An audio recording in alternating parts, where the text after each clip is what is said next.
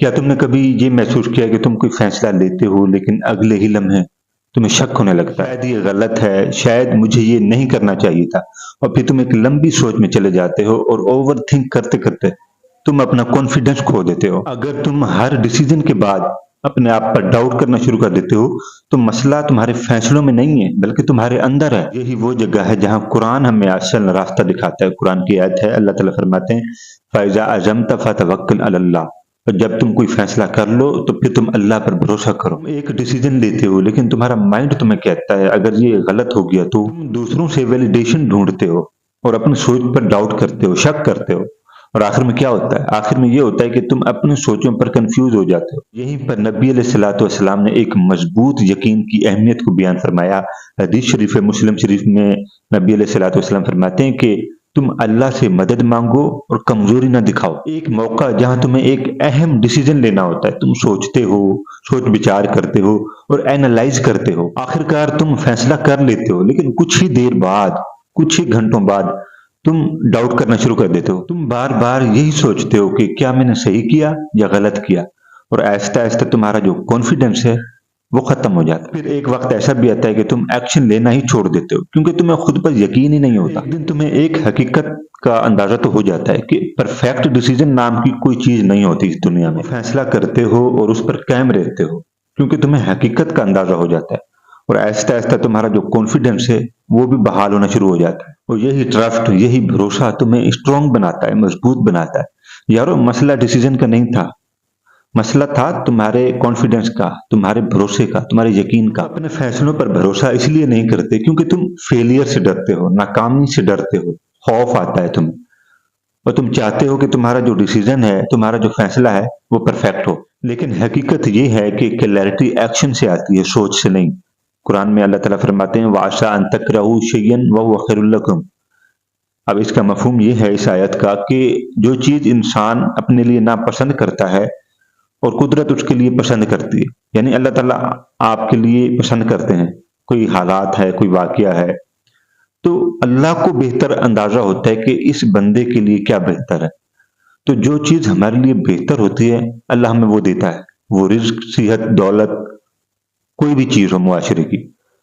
तो बताने का मकसद ये है कि ये आयत भी हमें ये बताती है कि जो भरोसे का जो ताल्लुक होता है ना, वो बड़ा मजबूत होता है। मुस्लिम शरीफ की हदीस है जिसका मफहूम है कि जो चीज आपको फायदा दे, आपके लिए नफा बख्श हो, आप उसको हासिल करने की कोशिश करो, तमन्ना करो, आरजू करो, अल्लाह से दुआ करो कि वो चीज आपको मिल जाए, और अल्लाह से मदद मांगते हुए आजिज बन के ना बैठे रहो।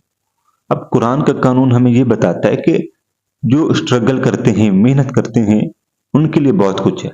आप हम बहुत सारे पैगंबरों की मिसालें आपके सामने हैं, और नबी अलैहिस्सलाम की सारी जिंदगी स्ट्रगल पर है, जद्दोजहद इस्लाम के लिए, तबलीग के लिए। असल फैसला डिसीजन का नहीं है बल्कि असल फैसला अल्लाह पर भरोसे की कमी का है। सोचो, नबी अलैहिस्सलाम ने अपनी जिंदगी में बड़े बड़े फैसले किए, लेकिन उन्होंने अल्लाह ताला पर भरोसा करते हुए उन फैसलों को अमली जामा पहनाया। तो यही वजह है कि आज उनके फैसलों की वजह से इस्लाम दुनिया की तारीख में फैला।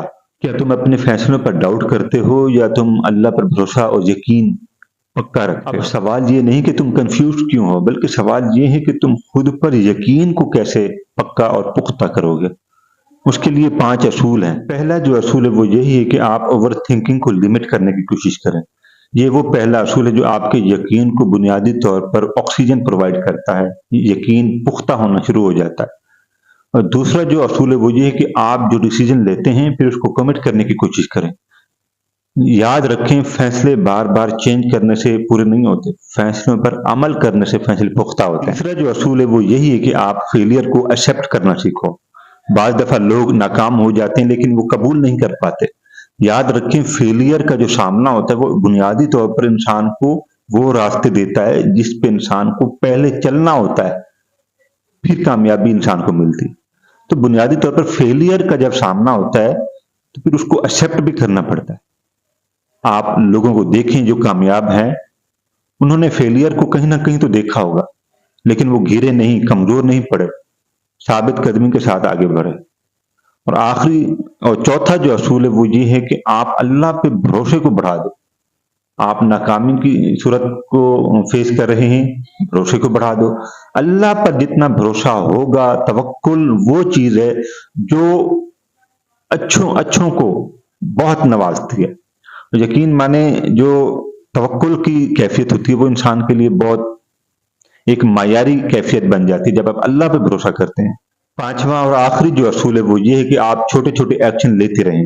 زندگی میں کوئی ایسا راستہ ضرور آتا ہے کہ جب آپ اللہ کی مدد کے ساتھ آگے بڑھنا شروع ہو جاتے ہیں، اور مولا علی فرماتے ہیں کہ فیصلہ کر لو، ایک بار فیصلہ کر لو اور اس کے بعد ڈٹ جاؤ کام پہ۔ یہ وہ بنیادی اصول ہیں جب ہم اپنی زندگی کو معاشرے میں پرفارم کرنے کی کوشش کرتے ہیں تو ہمارا قرآن ہمیں یہ گائیڈ کرتا ہے کہ ہم اسٹرگل کے ساتھ جب آگے بڑھتے ہیں تو پھر ہماری مدد کے لیے اللہ ہمیں ضرور ان راستوں پر چلاتا ہے جو ہمیں جدوجہد کے ساتھ اور فیلئر کا سامنا کرتے ہوئے ایک ایسی شاندار زندگی کی طرف رواں دواں کر دیتا ہے کہ جس میں ہم پھر شکر الحمدللہ کہنا شروع کر دیتے ہیں۔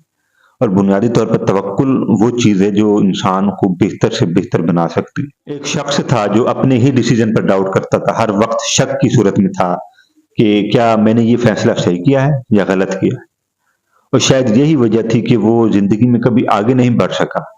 اور پھر ایک دن اس نے اپنے چھوٹے چھوٹے فیصلوں کو ایک کانفیڈنٹ کے طور پر لینا شروع کیا، کیونکہ اسے یقین تھا یا فیلئر کا سامنا ہوگا یا کامیابی کا سامنا ہوگا۔ جب یہ صورتحال اس کے ذہن میں، اس کی لائف میں شامل ہو گئی تو پھر وہ فیلئر سے نکل کر کامیابی کی سیڑھیوں پہ چڑھنا شروع ہو گیا۔ اور معاشرے میں نے بہت سارے ایسے لوگ دیکھے ہیں جو اپنی جو نظم و ضبط کی کیفیت ہے وہ اس طرح کی بنا لیتے ہیں کہ انہیں اپنے فیصلوں پہ شک ہونا شروع ہو جاتا ہے، جبکہ قرآن کہتا ہے کہ جب تم فیصلہ کرو پھر اللہ پہ بھروسہ کرتے ہوئے اس پہ لگ جاؤ۔ تو پھر اگر بحیثیت مسلمان ہم قرآن پہ یقین رکھتے ہیں، حدیث پہ یقین رکھتے ہیں، تو ہمارا شک تو ویسے ہی ختم ہو جانا چاہیے، کیونکہ ہم اللہ پہ بھروسہ کرتے ہیں۔ یارو میری ایک بات ہمیشہ یاد رکھنا، تمہیں پرفیکٹ ڈیسیجن نہیں چاہیے، یہ قرآن بھی کہتا ہے۔ تمہیں پرفیکٹ ڈیسیجن کی ضرورت نہیں ہے، تمہیں کانفیڈنس کی ضرورت ہے، تمہیں ایک مورل کی ضرورت ہے۔ اور قرآن میں اللہ تعالیٰ سورۃ آل عمران میں فرماتے ہیں، جس کا مفہوم ہے کہ جب تم کوئی فیصلہ کر لو، ڈیسیجن لے لو، تو پھر اللہ کا نام لو، اللہ سے مدد مانگو اور اس کام میں لگ جاؤ۔ یہ ہے ہماری تعلیم، قرآن کا نظریہ، اسلام کا نظریہ۔ ہم اس اینگل سے، اس زاویے سے جب دیکھتے ہیں تو پھر ہمیں یقین ہوتا ہے کہ ہماری جو مورل ایکٹیویٹیز ہیں یا معاشرے کا جو نظام ہے وہ قرآن سے اور حدیث سے کوسوں دور ہے۔